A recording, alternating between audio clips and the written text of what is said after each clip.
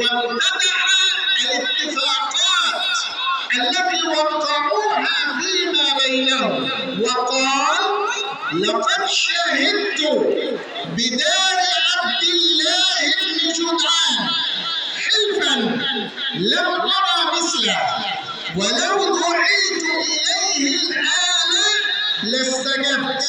أي لو نشأ مثل هذا الحلف الآن ودعوني للمشاركة ما ترددت. هذا موقف أقول بالنسبة لجمعية سنابل الخير التي أنشئت في كلبن، والأوقاف لا تعارض أي عمل خيري ولا أي نشاط مجتمعي ما دام العمل واضحا ظاهرا، وما دام النشاط معلنا ليس فيه خبايا ولا طوايا، ولا يوظف توظيفا سياسيا أو توجها معينا. النقطة الثانية: الرسول صلى الله عليه وسلم بعد هجرته إلى المدينة المنورة امتدح قوما يسمون بالأشعريين نسبة إلى قبيلة الأشعريين التي منها أبو موسى الأشعري. هؤلاء الناس جاءوا من اليمن قبل هجرة رسول الله صلى الله عليه وسلم بسنين عددا، ومع هذا سنوا سنة حسنة امتدحها رسول الله صلى الله عليه وسلم. ما هي السنة الحسنة هذه؟ كانوا إذا أصابهم قحط أو فقر أو جد قالوا: فليأتي كل واحد بما عنده في بيته من طعام، هذا يأتي بتمر، وذلك يأتي بزبيب، وآخر يأتي بأي نوع من الحبوب، يجمعونها قلا أو كثرت، وبعد جمعها يعيدون قسمتها بينهم بالسوية، لا يأخذ الذي أعطى كثيرا ولا يمنع منه فقير، وإنما يتساوون. امتدحهم رسول الله صلى الله عليه وسلم، وهي دعوة لا بد أن نطبقها في قريتنا. من كان معه فليعطي، ومن لم يكن معه فليعطي. لا أقول كمالا لأنه لا يملك، ولكن يعطي كلمة طيبة، يعطي دعوة صادقة، يعطي مسالمة، يتوقف عن الشكاوى إلى هنا وهناك، يتوقف عن البلاغات الضالة المضلة. فكل عطاء هو بحسب نوع العطاء. إن أعطيت خيرا فكأنما مت بما تملك، وأنت لا تملك أحيانا إلا الدعاء. أيها الإخوة، إن الحق قد ربانا على كتابه، ورسول الله صلى الله عليه وسلم قد أدبنا بسنته، ونحن كما قيل لبعض الأنبياء السابقين، وينسب القول إلى داود عليه السلام أن الله سبحانه وتعالى قد قال له: إن من عبادي لأناسا أحبهم ويحبوني، وأشتاق إليهم ويشتاقون إلي. فقال له داود عليه السلام: يا رب، من هم وما هي علاماتهم حتى أتبع أثرهم؟ فقال له الحق كما ورد في الأثر: هم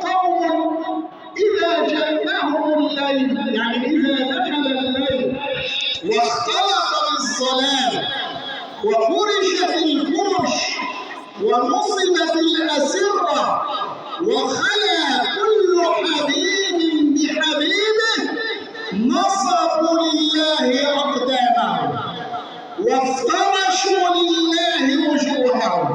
نصبوا لله أقدامهم أن يكثرون من الصلاة، وافترشوا لله وجوههم أن يكثرون من السجود، يقفون في جوف الليل بين يدي الله جل في علاه، منهم الصارخ ومنهم الباكي، ومنهم المتأوه ومنهم الشاكر، ومنهم الراكع ومنهم الساجد، ومنهم المتهجد ومنهم العابد، بعين الحق ما يلقون في حبه، وبسمعه ما يذكرون أو يذكر كل منهم ربه.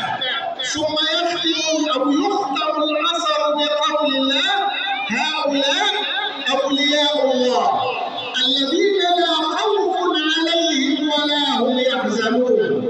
نحن أتباع رسول الله صلى الله عليه وسلم ليلنا ليل العابدين، ليلنا ليل الذاكرين.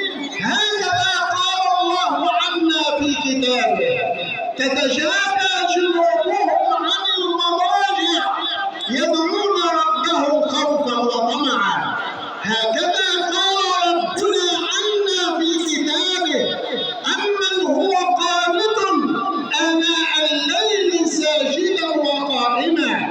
هكذا قال الله عنا في كتابه: كانوا قليلا من الليل ما يهجعون وبالأسحار هم يستغفرون. فليلنا ليس بليل السكارى ولا بليل الخمارى ولا بليالي العربدة، وإنما هي ليالي الأنس مع الله وبالله وبحضرة رسول الله صلى الله عليه وسلم. وأما نهارنا فهو سعي لطلب الرزق الحلال. هو الذي جعل لكم الأرض ذلولا فامشوا في مناكبها وكلوا من رزقه وإليه النشور. جعلنا نومكم سباتا يعني راحة، وجعلنا النهار معاشا تتحركون فيه لطلب الرزق. فكأننا في كل حال وعلى كل حال كما قال الله، أننا في كل حال وعلى كل حال كما كان سيدنا رسول الله. وإننا على كل حال نقتفي قول الله بحق نبيه: قل إن صلاتي ونسكي ومحياي ومماتي لله رب العالمين لا شريك له وبذلك أمرت وأنا أول المسلمين. الله أكبر الله أكبر الله أكبر الله أكبر ولله الحمد.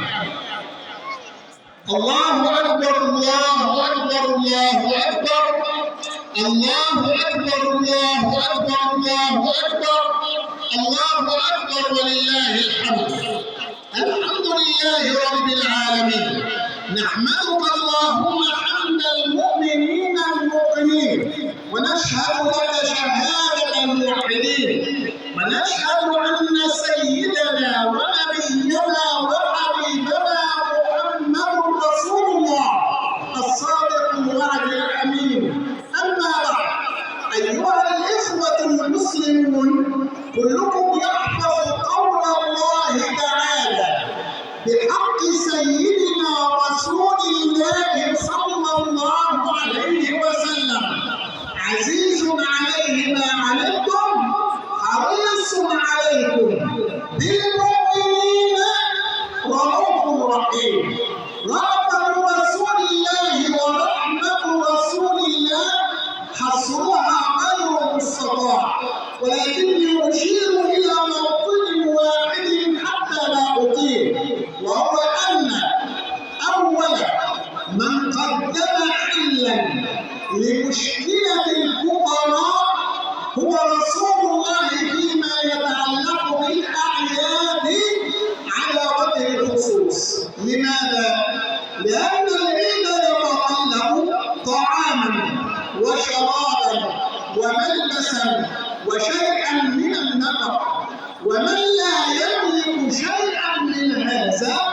فإنه لا يشعر لا هو ولا أهله بأن اليوم يوم عيد، بل قد يتألم لأن غيره فرح وهو لا يستطيع.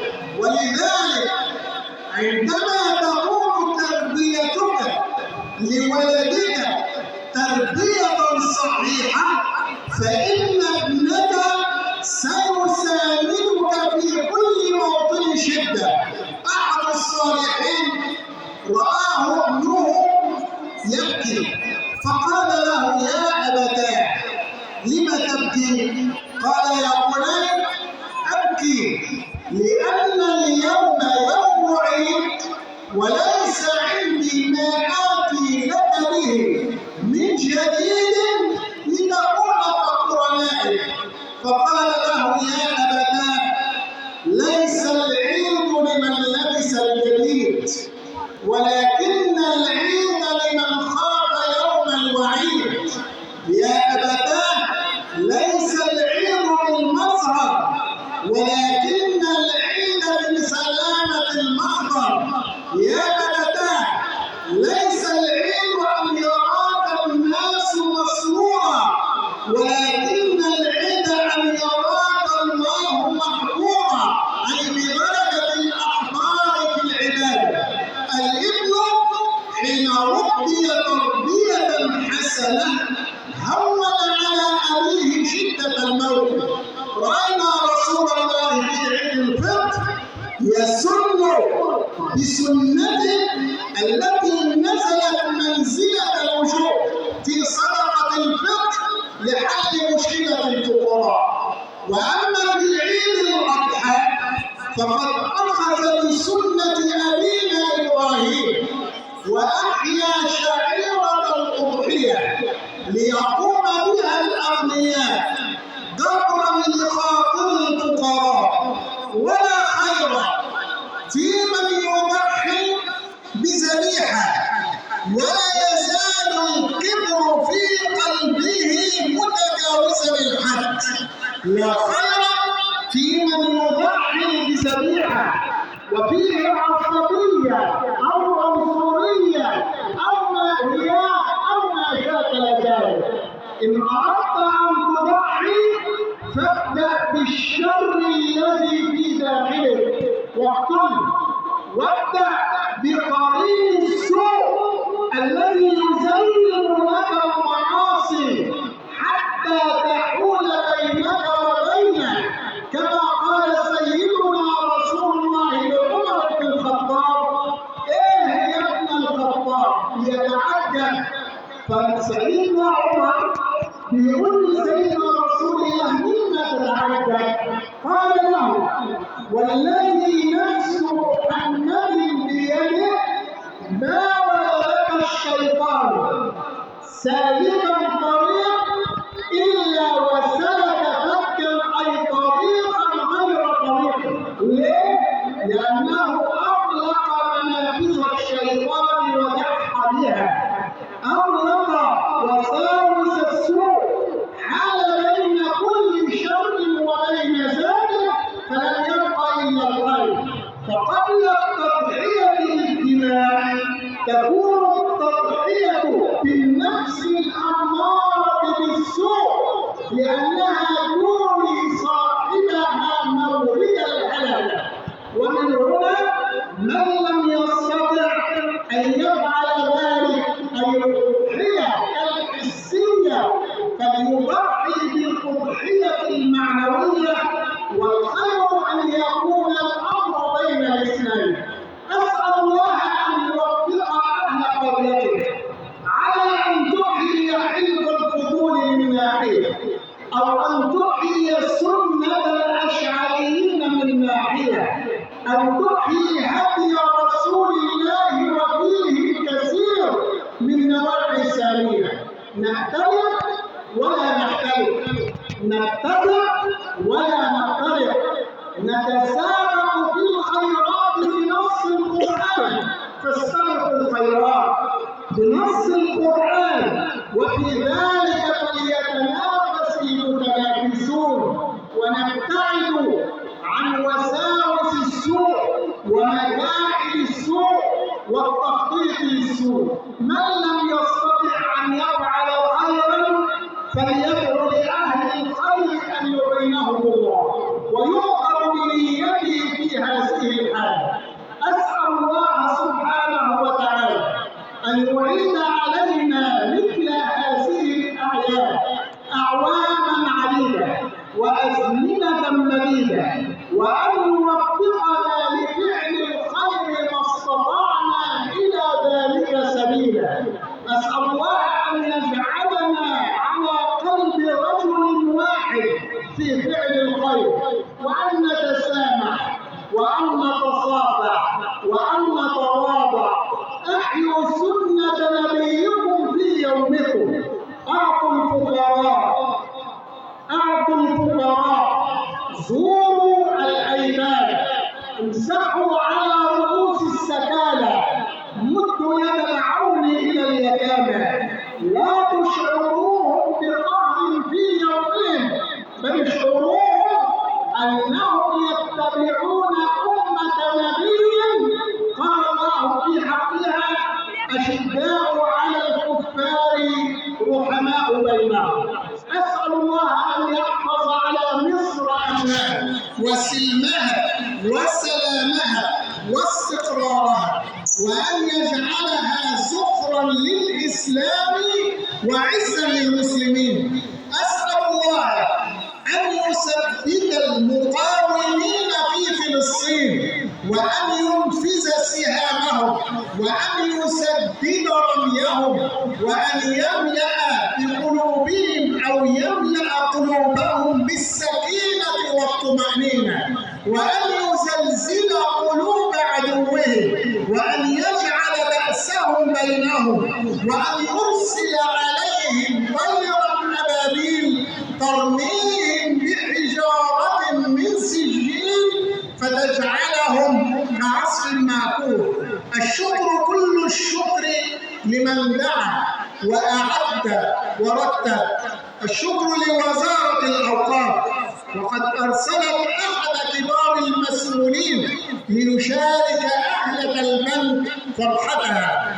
الشكر لأئمة البلد، الشكر لكل صانع معروف، وأسأل الله الهداية لأهل الشر ولكل ذي شر، أن ينزع من قلبه الشر وأن يملأه الخير حتى نعيش آمنين مطمئنين، بلدة كما قال الله تعالى آمنة مطمئنة يأتيها رزقها رغدا من كل مكان. أسأل الله أن يحول بيننا جميعا وبين كفر النعمة، لأن كفر النعمة بالله سيؤدي إلى الفقر والهلاك والدمار. وأسأل الله أن لا نرى ذلك لا لنا ولا لأبنائنا. سبحان ربك رب العزة عما يصفون، وسلام على المرسلين، والحمد لله رب العالمين، وكل عام وأنتم بخير، والسلام عليكم ورحمة الله وبركاته.